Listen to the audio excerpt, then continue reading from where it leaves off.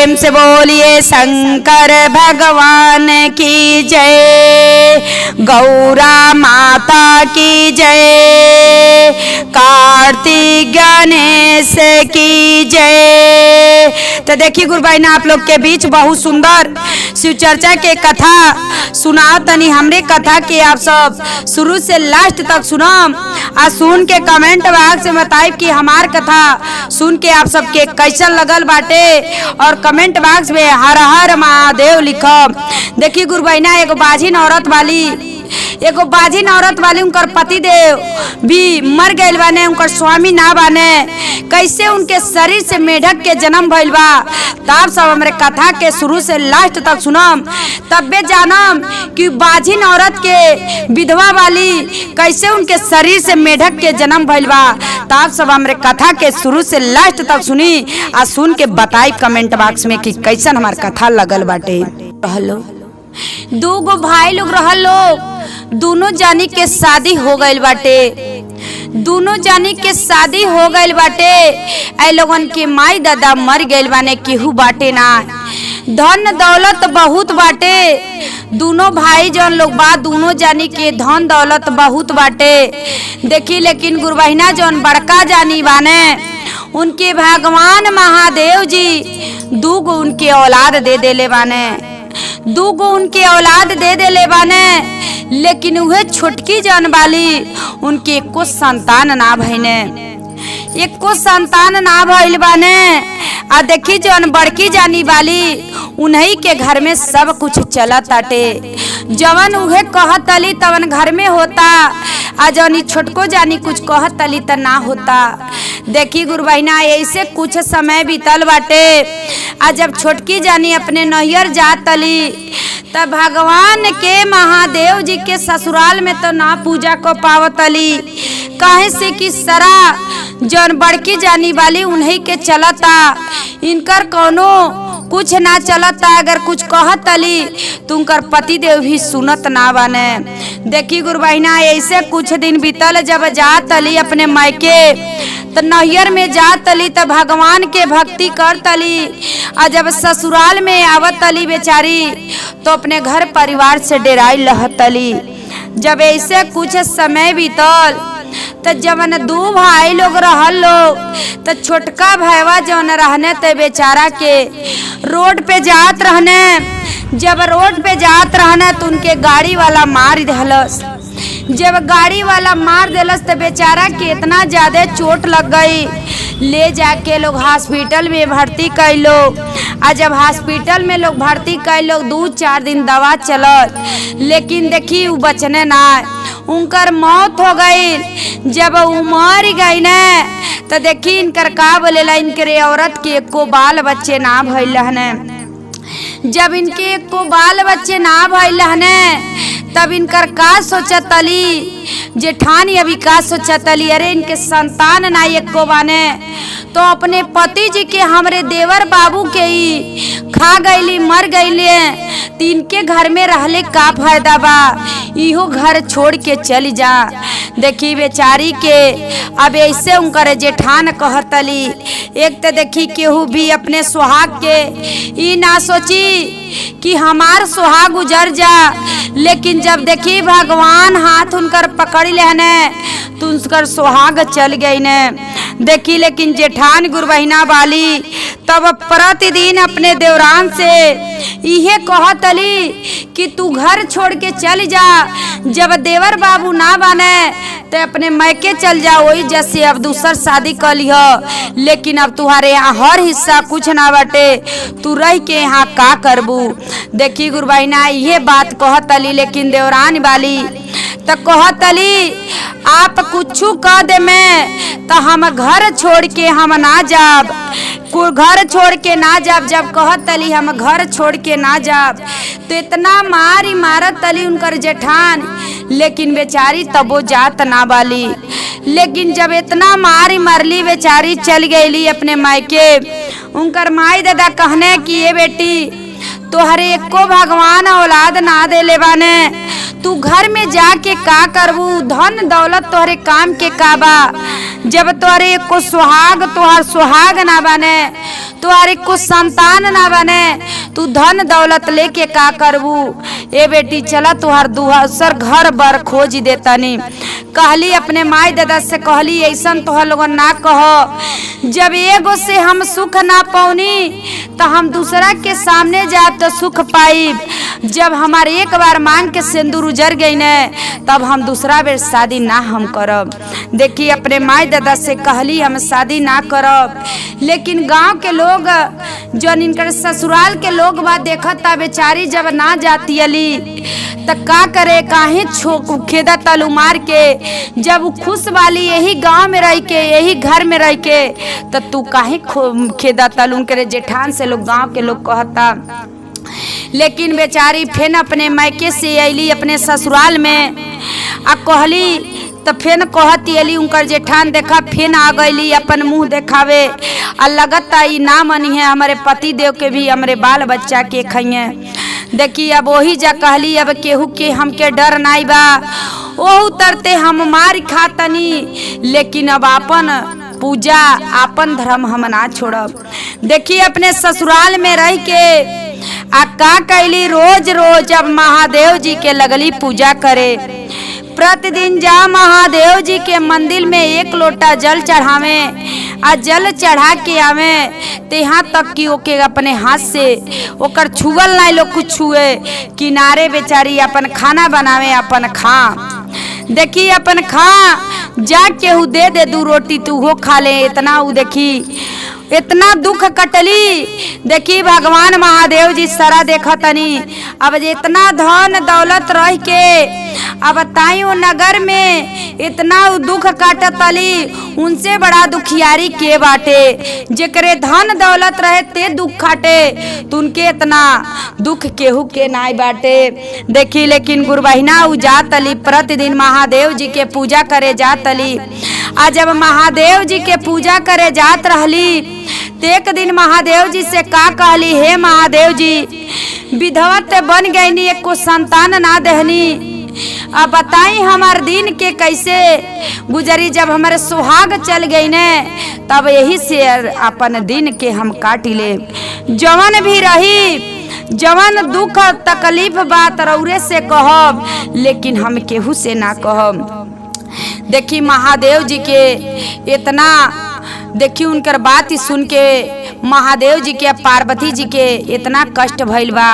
महादेव जी अब का कहतनी कि पार्वती जी से कि बताओ इनके पेट से अगर गर्भ से इनके लड़का देम संतान दे तो लोग ये कही अरे दूसरे के लगे गई रहली तिनके लड़का भइल बाटे, हम देखा कोनो अपन दूसर बुद्धि चलावत तनी। पार्वती जी से कहने पार्वती जी कहली कि आपके मर्जी महादेव जी, बेचारी के इतना दुख बाटे, अब बताई वो दुखियारी के दुख अपना हरब ते केकर हरब।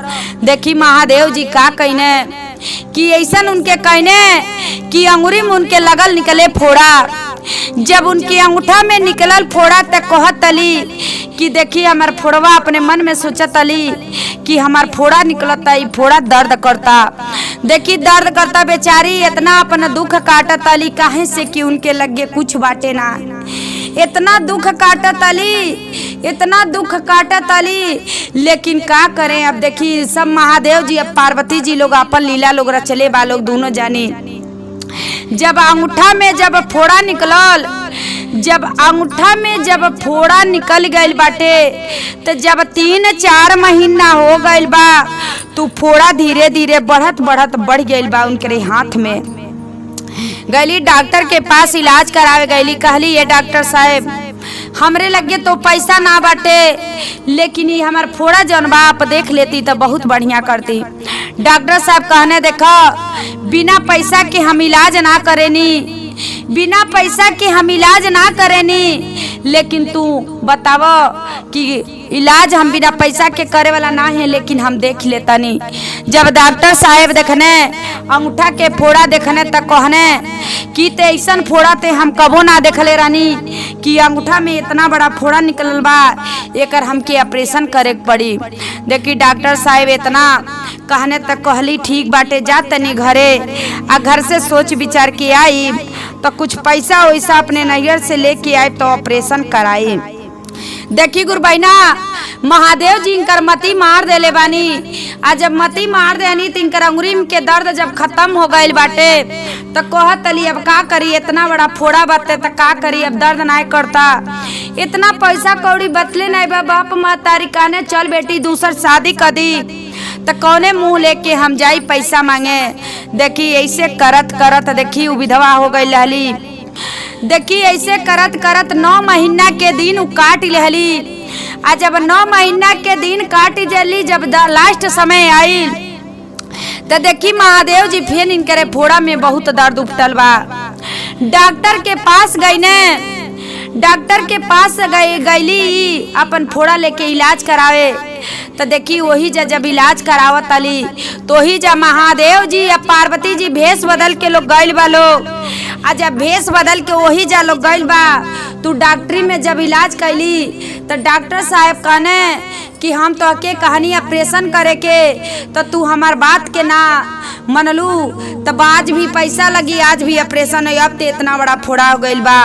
देखी तब तक तो पार्वती जी या महादेव जी तो चौबत तनी भेष बदल के और बेचारी रोवत तली, कहत तली कि कैसे हम का करी, कि कैसे हम ये ऑपरेशन कराई आ कैसे का करी, हमरे लगे तो पैसा नहीं बा। देखी वहाँ सब पार्वती जी या महादेव जी सुनत तनी। आ जब बेचारी वहाँ से फिर रो के वापिस अपने घरे जब अली, जब वापिस अपने घरे जब अली तब का कैली, जब सवेर भइल, जब सवेर भइल तो महादेव जी के मंदिर में गईली। आ जब महादेव जी के मंदिर में जात अली तो कैसे का कह के रोवत अली महादेव जी से, तो आप सब सुनी गुरु बहिना कैसे का रोवत अली।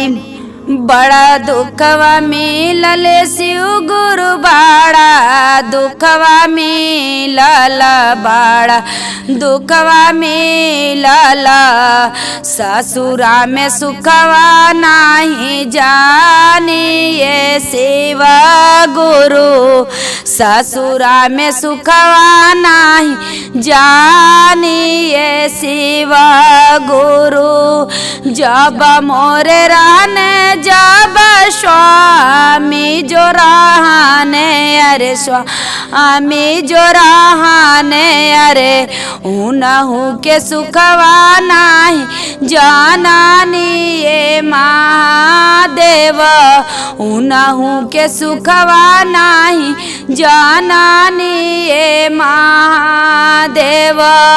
ऐसा दिनवा शिव गुरु का हे देखावाला, अरे कहाँ हे देखावाला, अरे कौन गलतिया हमसे भाई न हो राम, हे राम हो कौन गलतिया हमसे आई न हो राम।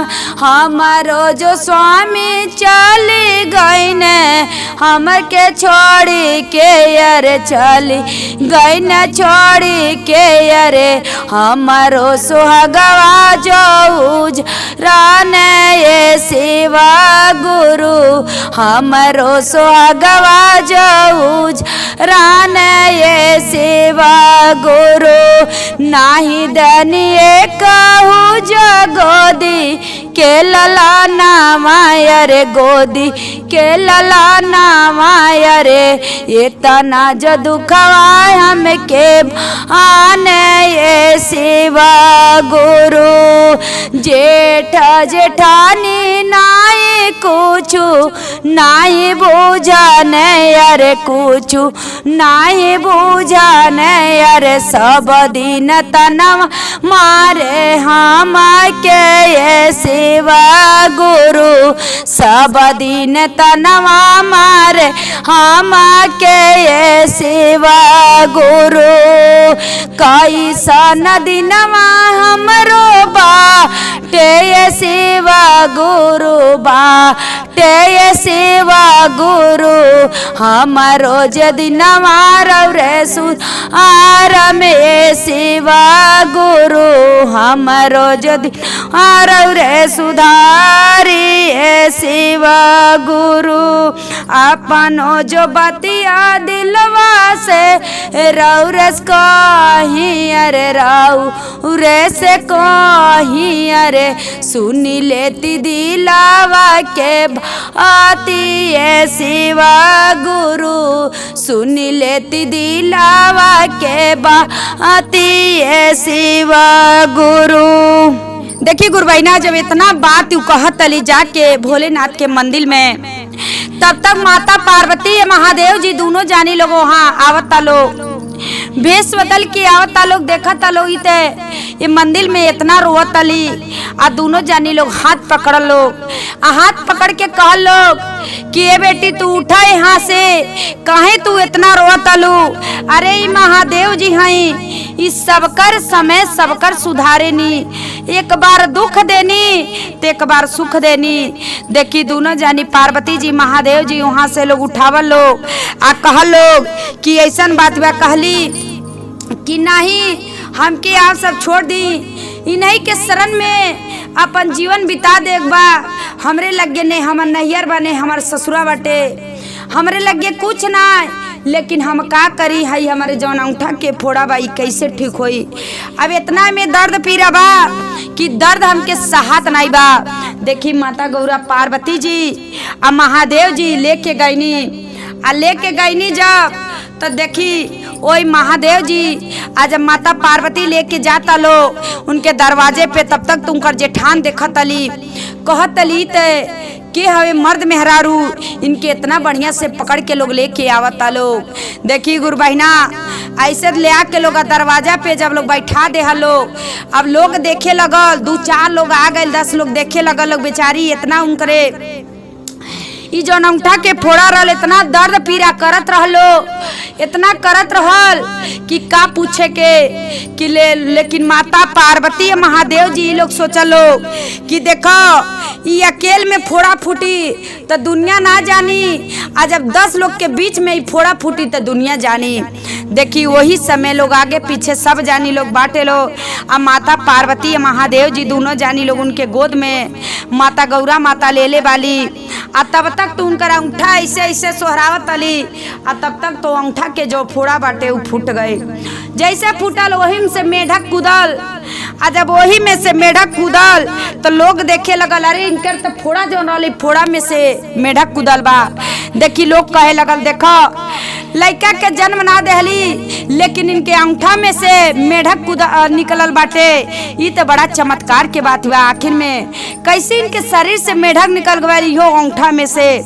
देखी लोग कहल कि तब उनकर जेठान कहतली, अरे कहनी न ई पापिन बा, जब अपने पति के स्वामी के खा गई ती घर में जब तक रही तब तक ही कहल जला मले छे के घेरले रही, आई हमनों के सुख से ना जिए दे।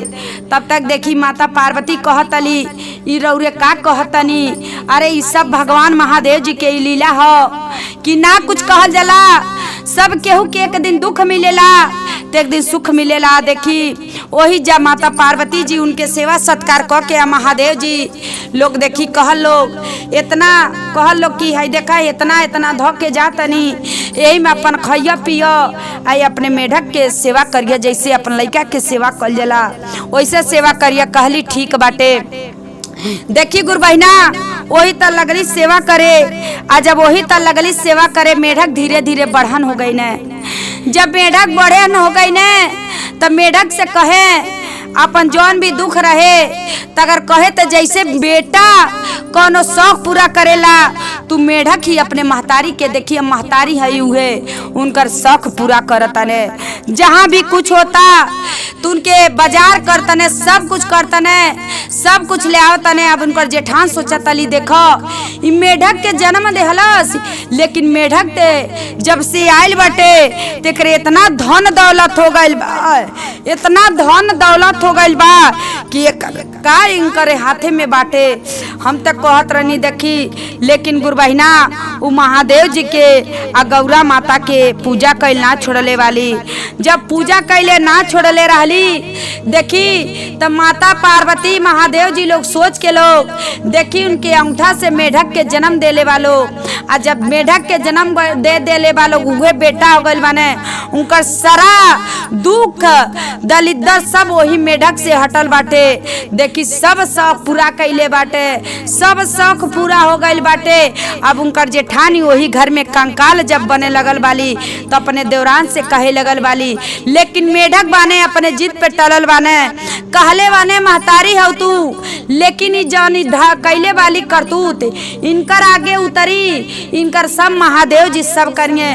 काहे से तोहके बन बन के ठोकर खियोले वाली, बन बन के तोहके भीख मंगौले वाली, तू अपन दिल के कब्बो ही ना सोचिया कि हमार जेठान है। अगर तोहके देवरान मान ले रहती ताज हमार बाप चल गई ने तू तोहके स्वीकार कैले रहली ती, लेकिन तोहके घर से खेदल चाली तू ना गइलू ता तोहरे हम अंगूठा से हम आइल बानी।